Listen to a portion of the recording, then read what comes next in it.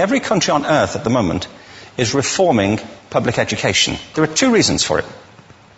The first of them is economic. People are trying to work out, how do we educate our children to take their place in the economies of the 21st century? How do we do that, given that we can't anticipate what the economy will look like at the end of next week, as the recent turmoil is demonstrating? How do we do that? The second, though, is cultural. Every country on earth is trying to figure out, how do we educate our children so they have a sense of cultural identity and so that we can pass on the cultural genes of our communities while being part of the process of globalization. How do we square that circle? The problem is they're trying to meet the future by doing what they did in the past. And on the way, they're alienating millions of kids who don't see any purpose in going to school. When we went to school, we were kept there with a story, which was if you worked hard and did well and got a college degree, you would have a job. Our kids don't believe that. And they're right not to, by the way. You're better having a degree than not, but it's not a guarantee anymore. And particularly not if the route to it marginalizes most of the things that you think are important about yourself. Some people say we have to raise standards as if this is a breakthrough. You know, like, really, yes, we should. Why would you lower them? You know, I haven't come across an argument that persuades me of lowering them. But raising them, of course we should raise them. The problem is that the current system of education was designed and conceived and structured for a different age. It was conceived in the intellectual culture of the Enlightenment and in the economic circumstances of the Industrial Revolution. Before the middle of the 19th century, there were no systems of public education. Not really. I mean, you could get educated by Jesuits, you know, if you had the money. But public education, paid for from taxation, compulsory to everybody and free at the point of delivery, that was a revolutionary idea. And many people objected to it. They said it's not possible for many street kids, working class children, to benefit from public education. They're incapable of learning to read and write, and why are we spending time on this? So there's also built into it a whole series of assumptions about social structure and capacity. It was driven by an economic imperative of the time, but running right through it was an intellectual model of the mind, which was essentially the Enlightenment view of intelligence. That real intelligence consists in the capacity for a certain type of deductive reasoning and a knowledge of the classics originally, what we come to think of as academic ability. And this is deep in the gene pool of public education, that there are really two types of people, academic and non-academic, smart people and non-smart people. And the consequence of that is that many brilliant people think they're not, because they've been judged against this particular view of the mind. So we have twin pillars, economic and intellectual.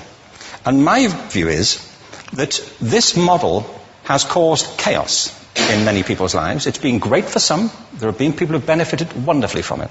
But most people have not. Instead, they suffer this. This is the modern epidemic, and it's as misplaced and it's as fictitious. This is the plague of ADHD.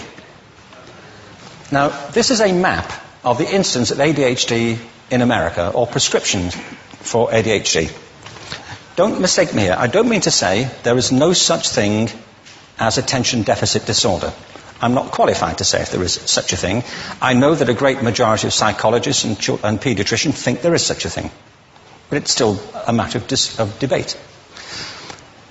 What I do know for a fact is it's not an epidemic. These kids are being medicated as routinely as we had our tonsils taken out. And on the same whimsical basis, and for the same reason, medical fashion. Our children are living in the most intensely stimulating period in the history of the earth. They're being besieged with information and calls for their attention from every platform, computers, from iPhones, from advertising holdings, from hundreds of television channels. And we're penalizing them now for getting distracted. From what? You know, boring stuff. At school, for the most part. It seems to me it's not a coincidence totally that the incidence of ADHD has risen in parallel with the growth of standardized testing. Now, these kids are being given Ritalin and Adderall and all manner of things, often quite dangerous drugs, to get them focused and calm them down. But according to this, attention deficit disorder increases as you travel east across the country. People start losing interest in Oklahoma.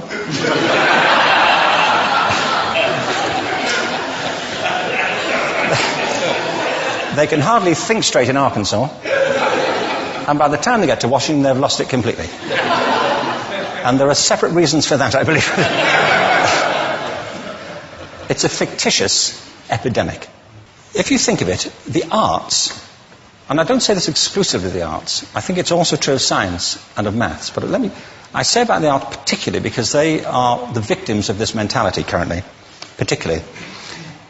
The arts especially address the idea of aesthetic experience. An aesthetic experience is one in which your senses are operating at their peak, when you're present in the current moment, when you're resonating with the excitement of this thing that you're experiencing, when you are fully alive. An anesthetic is when you shut your senses off and deaden yourself to what's happening.